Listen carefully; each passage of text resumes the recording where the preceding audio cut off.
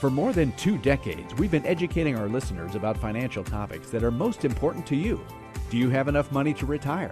How will you keep from running out of money? What's your plan for managing market risk? What about taxes, inflation, and healthcare? Each week, we talk with an advisor at Lucia Capital Group about these issues and more. This is Managing Your Financial Future.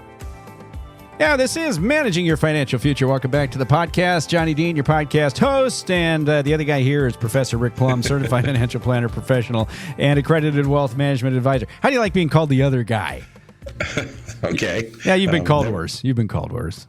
Yeah, that's one I don't think I've been called, but okay. The other guy? All right. Well, there was the three tenors. One of them was the other guy. That was the big joke. So doesn't matter. We're here for to help manage your financial future and talk a little bit about something that you are very familiar with. I try not to focus every single week on buckets, Professor Plum. But as I was going through things to talk about, much of what I was going through sort of led itself back to the buckets theme. But the podcast is entitled Managing Your Financial Future. And how do you manage your financial future without a bucket number one?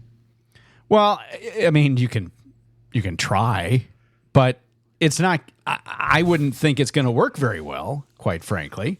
If you're lucky, I mean, do we want to count on luck, or do we want to count on the ability to not have to have luck? Well, that's the whole point of it. And so, yes, that's kind of the theme. And so I wanted to talk. This is really going to wind up. It's going to start. It's going to start by talking about kind of investor behavior. But this, as I said, leads into a buckets question and a bucket strategy discussion. So I'd like to get into this just a little bit here. I got to thinking, I guess, about the theme, as I said, that seems to permeate most of our podcast episodes, and that is surviving the short term is the key to potentially winning over the long term. Now, that in itself is a simple philosophy, but it's one that can be so hard to live by because people tend to make bad money moves, I think, when they feel financially vulnerable in the short term. They tend to make emotionally charged decisions that, frankly, invariably blow up in their face. And this makes them susceptible, I think, to, snake oil salesmen, people who tell them that they have some magical financial cure, for whatever is going wrong. I know you've seen this, but this in turn really compounds the problem, and they make even worse money moves that they would not normally make, I think, when their short-term survival is not threatened. So I want to talk with you about this today and talk about why having a strategy that addresses your short-term financial needs may make you a far more successful investor over the long term. And you know where I'm going with this kind of stuff, but you've seen this, I know, where it's difficult because there's two sides to the emotional pendulum there.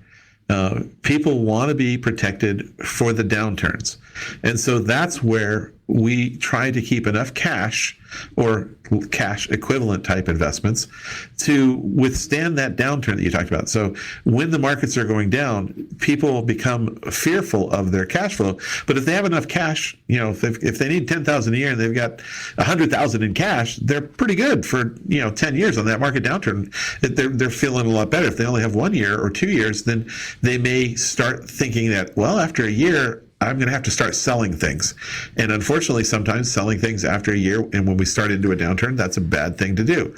So having enough, though, but then on the other side, if I'm keeping $60,000, $70,000 in cash for that $10,000 a year, and the market goes up, and it goes up, and it goes up, and it goes up, and I think, man, am I missing out? I'm missing out on all these returns. And that's when people make decisions, too, that are against their best interest. They just go, well, the markets don't go down. I mean, recency bias says it's always going up. And so they get invested. And usually that's about the time that the market starts to turn around. We see this time and time again with the amount of money flow that goes in and out of the stock market.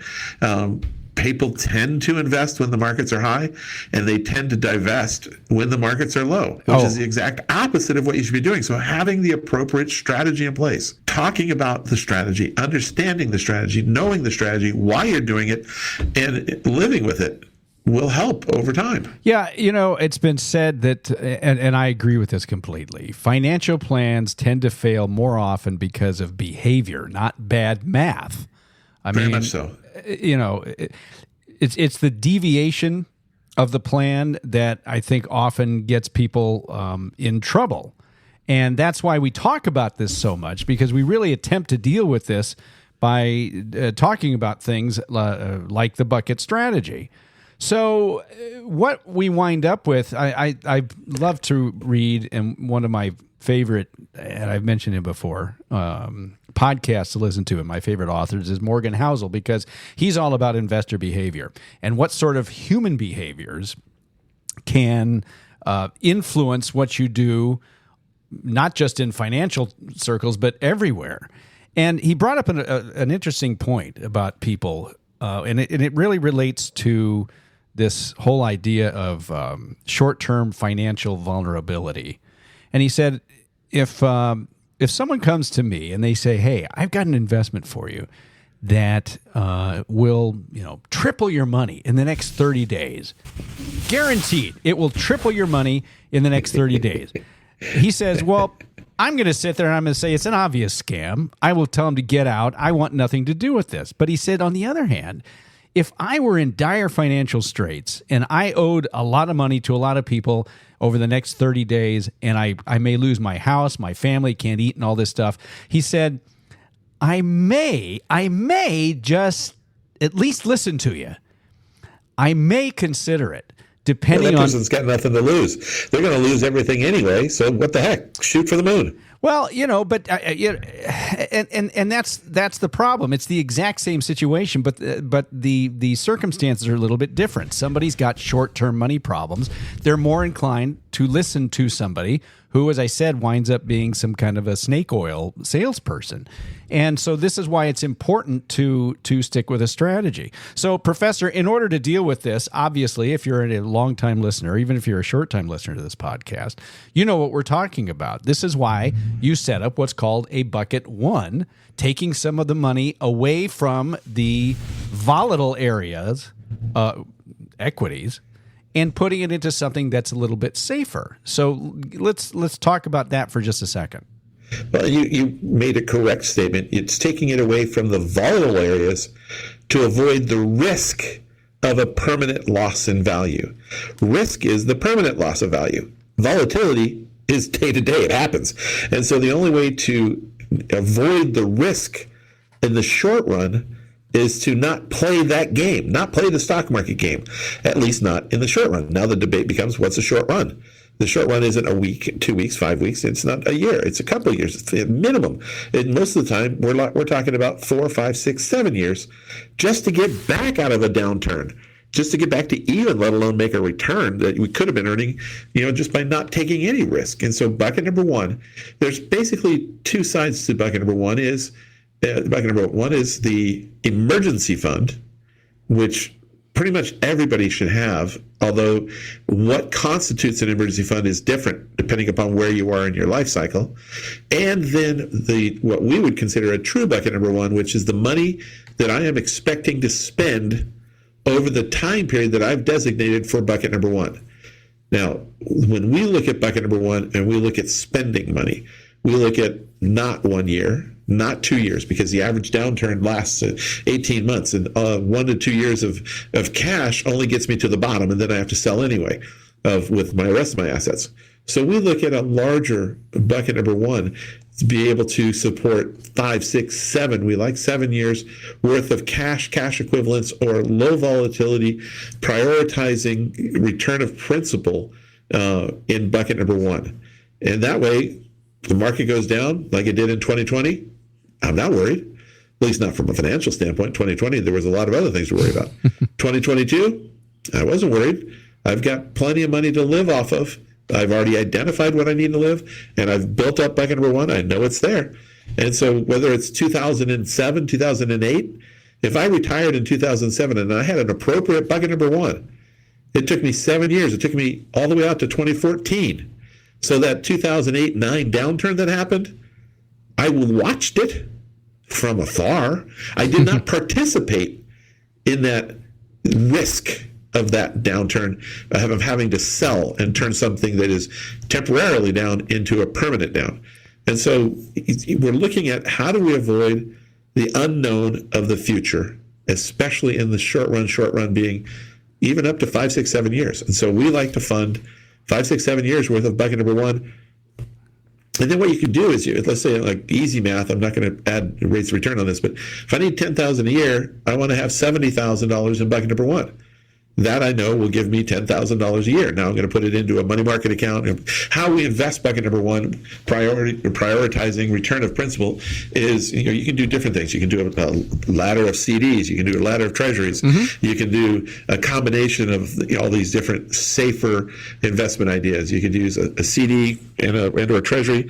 And the difference to me, whichever one's yielding the best, typically inside of qualified tax-deferred accounts, IRAs and such, I'll probably use the CD more than I'll use the treasury because I don't care about the tax treatment because it's all tax-deferred and it's all going to come out as ordinary income.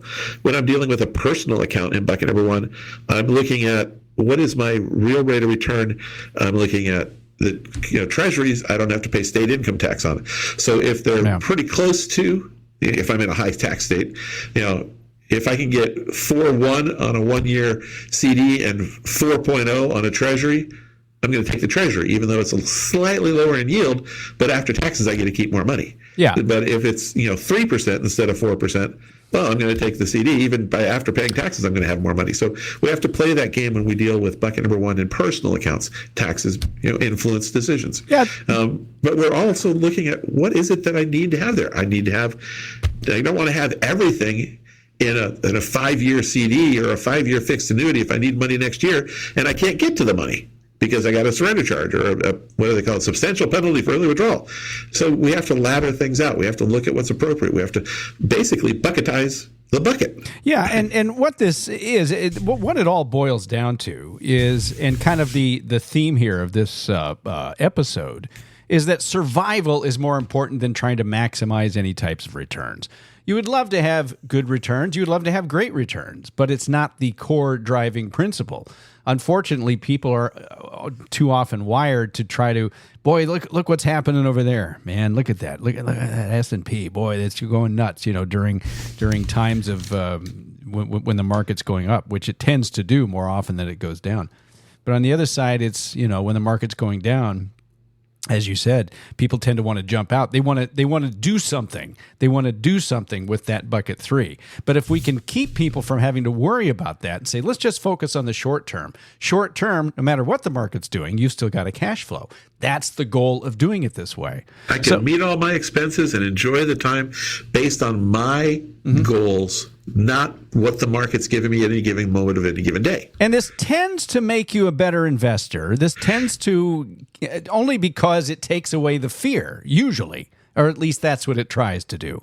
I'm not saying it happens every time, because I know you've run into people who have their cash flow needs taken care of through bucket one, and they still hate say, to see downturns. They say, "Oh, I reached a great number on my bucket three, and look at it," and they still get a little bit. Oh yeah, it's just knowing who the person is, but having enough money to see you through the downturns lets you make it through the downturn without freaking out. And unfortunately, people tend to want to freak out. Mm-hmm. They look for reasons to freak out.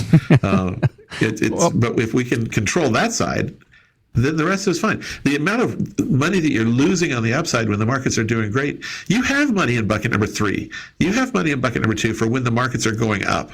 That helps satisfy that greed gene in you, greed chromosome.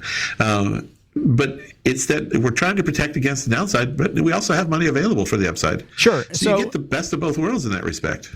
Yes. And so now that we've established that we like that we have a bucket one, that you said what it's composed of, and you said also that we like it around 7 years, which is good. And you have another 7 or 8 years for a bucket 2, giving your bucket 3 a good 15 years or so to do what it does, which is go up and down. But over 15 years, hopefully you will see what we've seen all throughout history so far, which is that you're higher than you were when you started 15 years earlier. So what I want to do now, as I've been having all this fun over the last several weeks, finding some of these old emails, and I wanted you to answer some of these questions about bucket one from some of the listeners that we've gotten, or the emails we've gotten from some of the listeners.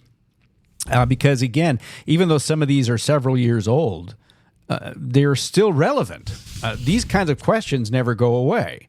So here's one, which was actually more recent than not. This is from 2020. But if bucket one is mostly cash or cash-like investments, aren't I just losing money to inflation? Well, back in 2020, we didn't have a whole lot of inflation. And the CD rates and things of that nature weren't very high either. And we're not doing, and it's not for a very long period of time. We're only doing 5 or 6 years. And we've put enough money in there to take the cash flow plus inflation out every year so that we have the money covered. Are you losing a lot to inflation? No, because you're earning about what inflation. CDs, treasuries, they typically earn about what inflation, unless it has a short-term spike where we saw like that 9% inflation a couple years ago. But interest rates went up to 5%. And right now, inflation is less than 3%. We're still getting 3 and 4% on, bucket number one type assets. So we're actually beating inflation with bucket number one. Every once in a while, on a year-to-year basis, you're missing out on a little bit of return compared to inflation. But generally, CDs, things of that nature, are earning at about what inflation is, just slightly higher. Yeah, and so when you're about keeping up. And when you look at something, that kind of question to me is sort of, I'm not saying they're asking the wrong question, but they're kind of focusing on the wrong thing. Because when you're talking about returns, losing money to inflation, that kind of thing, that's really not what bucket one is set up for. So it's not that it's the wrong question. It's not a bad question, but it's one that perhaps is not as relevant to the strategy. Right. And bucket number one was doing about what inflation was doing. But during that period of time, bucket number two and bucket number three were vastly outperforming inflation. Mm-hmm. Yeah. So your overall portfolio did better than inflation. So here's one from, this was a while back. What happens when bucket one runs low during a prolonged downturn? How do you refill it without selling from bucket three at the wrong time? Now, this is a good, this tells us why we don't have only 2 buckets, right? Remember, there's bucket one, and then they went straight to bucket number 3, but they forgot about counting. They forgot to say 1, 2, 3. Bucket number 2 is in the middle. And bucket number 2 does not have the same volatility as bucket number 3. In some cases, it doesn't have any volatility. It just, you're tied it up a little bit longer so you can get a better rate of return. And so you're refilling bucket number 1 from bucket 2, not bucket 3 generally. Mm-hmm. And so it's a matter of, if you've got something that has volatility in bucket number 2, you're always looking to take advantage of when the markets are better than not. And so you may be refilling bucket number 1 much sooner than 7 years, much sooner than when it's bucket number 1 is running dry. On the other hand, you can get a 5% guaranteed account right now, and if you're happy with 5% for bucket number 2, you know for a fact it's going to earn 5% up till a certain day. You don't refill until that day, and that's usually right about maybe a year or a couple months before the anticipated expiration of funding bucket number 1, and then you refill bucket number 1. Now, you know, it's not a set it and forget it. You are looking to take advantage of. Remember, buckets are designed to protect against downturns of the market. But as you mentioned earlier, they go up more than they go down. Markets do. Now, we may have already refilled things once, twice, 3 times since that started, and so we try not to let bucket number 1 go to 0, obviously, but you're filling from bucket 2, not 3, unless number 3. If we did 30% a year for 3-4 years in a row, which could happen, I'm not saying it will. I'm refilling at that point through a value averaging strategy, and at that point, so I'm way further ahead than I thought I was. Let's take some of the cream off the top and refill both bucket number 1 and maybe even bolster up bucket number 2 a little bit and spend more money. It's been argued too by people we know very well who have said, looked at the data and said, the stocks can sometimes go in these rolling 15-year periods. You may have a 15-year period that's kind of a downward, but then you usually have it where it goes back up. And these rolling 15-year cycles, I don't know if you've heard this or not, but I've heard it. Seen them. And if you happen to be tapping into your buckets right as the at the top, and the market's going to take a 15-year kind of pause, as it did. What was that? 60? What was there? Was a 15-year period of time? It was before our lifetime. Well, it was, but anyway. But if you do that and you don't bother refilling because bucket 3 has not been doing well for 15 years. I mean, do you ever get to the point where bucket 3 is kind of low? It may be at the start of an upward cycle, but you got to refill it when the bucket 3 is low. You've already run through 1 and 2. Well, I mean, and that's why you're always looking for the advantage, but knowing that we've protected against that long term. So it's just a matter of, I mean, I haven't in my lifetime seen a 15-year downturn. I have seen a 10-year. Yeah. And that's why I like having more in bucket 1 and 2 than 10 years. The 73 to 2016, 73 wasn't a very good time, but then 80s kicked in and everything was great. Yeah. So it's just a matter of looking for and understanding what's happening and not being greedy or being greedy or fearful. Here's another question, and you sort of addressed this, but they said, if I already have a solid emergency fund, do I really need a bucket number 1? Now, this can help distinguish between... Are you retired or are you working? Remember, I said that bucket number 1 is basically 2 things. It's the emergency fund and it's a cash flow. So if you need no cash, you need an emergency fund. And again, I said emergency funds make up different things for different people.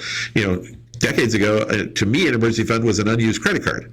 There was no way I was going to have any cash. I didn't have any cash. That was just going out the window to kids' education and everything else.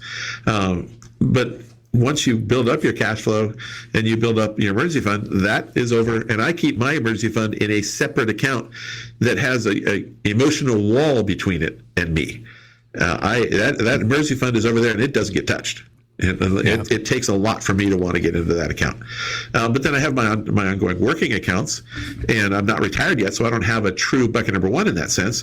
But I will have a bucket number 1 so that I can draw my cash flow that I need without touching my emergency fund.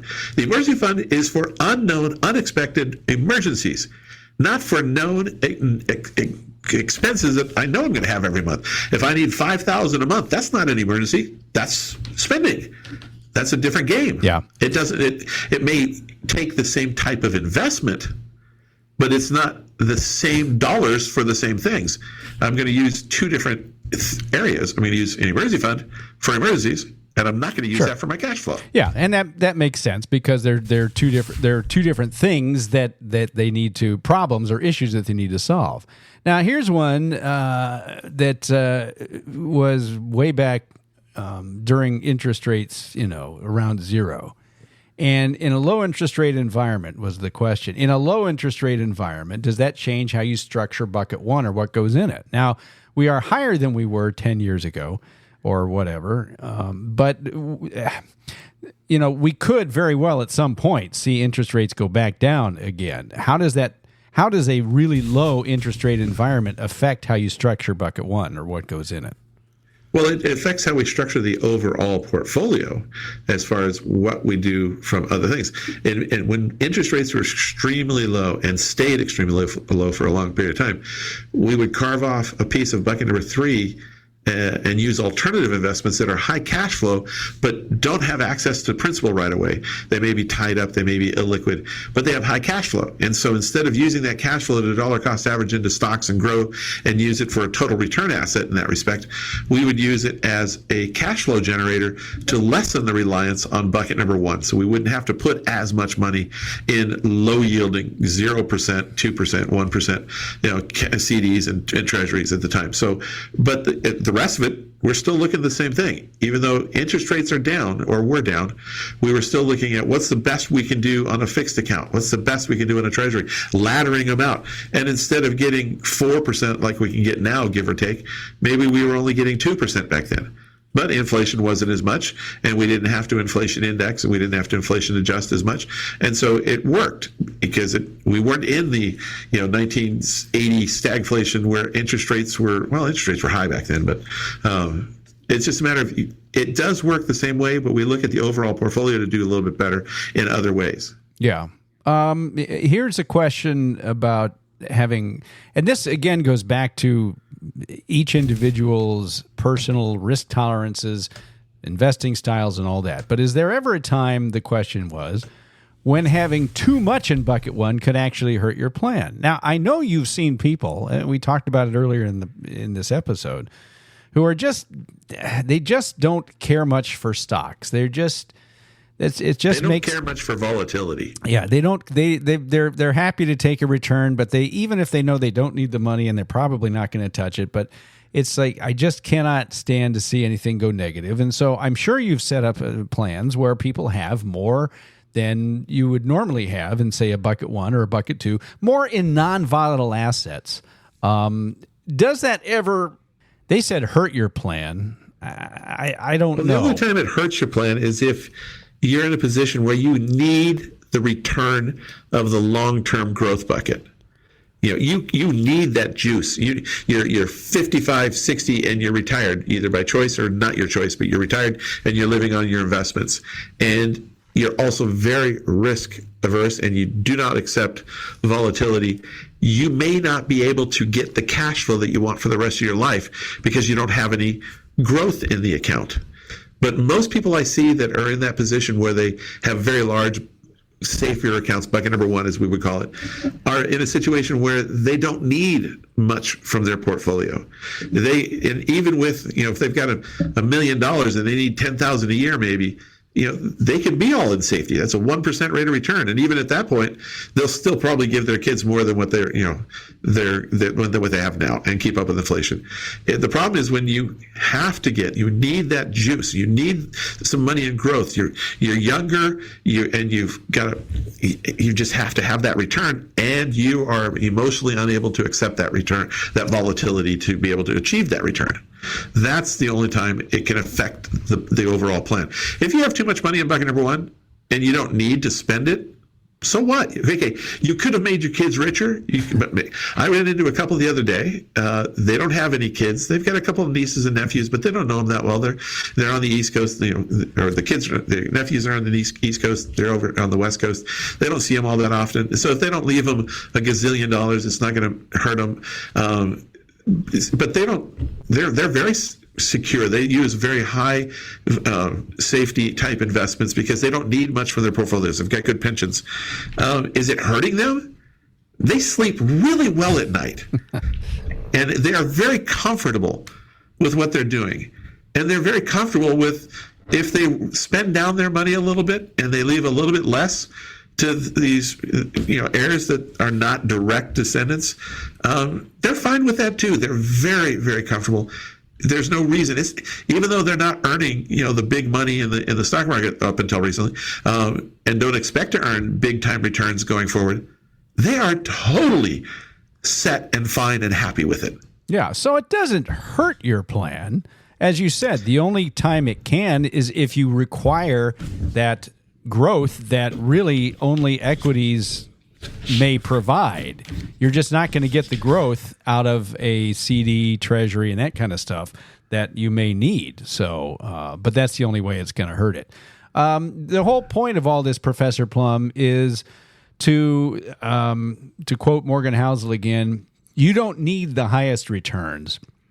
You need pretty good returns that you can stick with for a long time.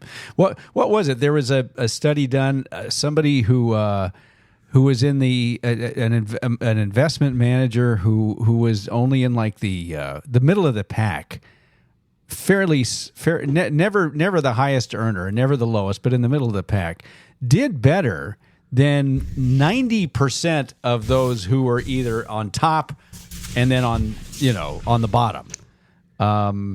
Just because they were able to get pretty good returns consistently. And I think that's probably what matters most to people. Yeah, I look at it kind of like baseball too. You take a hitter like Tony Gwynn. I'd like to see more hitters like Tony Gwynn to be more exciting, have more base running and everything. There's always somebody on the baseline because he was almost always on the bases. Rather than, home runs are fun, but if you've got a guy that hits a home run once every 20 times he gets up, but he maybe only gets up or gets on one or two other times, he's never on the bases. And I would rather have somebody that hit like Tony Gwynn than somebody who periodically hit big bombs. Yeah. I think consistently doing things like that, every time he got up, it was like, yeah, there's a good chance he's going to be on base, or he's going to drive in a run, or it was just fun. It was just fun to watch. You knew when he came up to the plate, something was going to happen. Most of the time, something good was going to happen. Well, consistency leads to I think more often than not, it helps you at least sleep a little bit better at night. And that's why if you're getting your guaranteed cash flow every month via a Bucket One, you just tend to be better off, not just financially, but mentally as well. If you want to know more about this stuff, make sure you can talk to Professor Plum or any of the Lucia Capital Group advisors. 800-644-1150, the number there at Lucia Capital Group. 800-644-1150. Professor Plum is the Chief Financial Planning Officer for Lucia Capital Group, so he has a hand in just about every plan that goes out. You can talk to him or any of the Lucia Capital Group advisors. Call that number. You can also go online at luciacap.com, LUCIACAP.com. LuciaCap.com. There's a search bar up in the upper right. Tap on that, and if you type in bucket strategy, just type that in. You will be able to download our free bucket strategy guide. We've also got a Social Security guide, estate planning guide, and a whole bunch of others, but we try to remind you of that. So if you need some resources, those can be very helpful at luciacap.com. Don't forget to subscribe to this podcast. Do so at Apple Podcasts or Spotify. Make sure you listen to every single episode every single week, because otherwise you're going to miss important information like the information we just told you about right now. Apple Podcasts or Spotify. Make sure you subscribe to Managing Your Financial Future. Thank you so much, Professor Plum. As always, I do appreciate the information. Oh, you're very welcome, sir. All right. And for Professor Rick Plum, Certified Financial Planner Professional, and everyone else at Lucia Capital Group, I'm your podcast host, Johnny Dean. Thanks for listening, Managing Your Financial Future. We will talk to you again next week. The information provided should not be considered specific tax, legal, or investment advice and is not specific to any individual's personal circumstances. Each taxpayer should seek independent advice from a tax professional based on his or her individual circumstances. This material was gathered from sources believed to be reliable. However, its accuracy cannot be guaranteed. These materials are provided for general information and educational purposes based upon publicly available information from sources believed to be reliable. The information in these materials may change at any time and without notice. There's no guarantee that any investment strategy will meet its stated objective. All investments involve risk, including potential loss of principal. Examples cited are hypothetical, are for illustrative purposes only, are not guaranteed and subject to potential federal and state law amendments. There's no guarantee that you will achieve the results discussed or illustrated. IRA withdrawals will be taxed at ordinary income rates. Withdrawals prior to age 59.5 may also be subject to a 10% penalty tax. Value averaging and dollar cost averaging strategies do not guarantee a profit or protection from loss. You must consider your willingness to continue purchasing during periods of high or low price levels. The information provided is based on current laws which are subject to change at any time. Lucia Capital Group is not affiliated with or endorsed by the Social Security Administration or any government agency. Social Security rules can be complex. For more information about Social Security benefits, visit the SSA website at ssa.gov or call 800-772-1213 to speak with an SSA representative. CDs are FDIC insured up to $250,000 per deposit or per insured bank for each account ownership category. Treasury securities are backed by the full faith and credit of the U.S. government but are subject to inflation risk. Annuities are long-term investment products designed for retirement purposes. Annuities are not FDIC insured. Certain terms and conditions apply, so please read insurance company materials carefully. Alternative investments may not be suitable for all investors and should be considered as an investment for the risk capital portion of the investor's portfolio. The strategies employed in the management of alternative investments may accelerate the velocity of potential losses. S&P 500 Index is an unmanaged index and includes a representative sample of large-cap U.S. companies and leading industries. An investment may not be made directly in an index. Rick Plum is a registered representative with and securities and advisory services offered through LPL Financial, a registered investment advisor and member FINRA SIPC. Any other individual or company mentioned in this podcast are not affiliated with Lucia Capital Group or LPL Financial.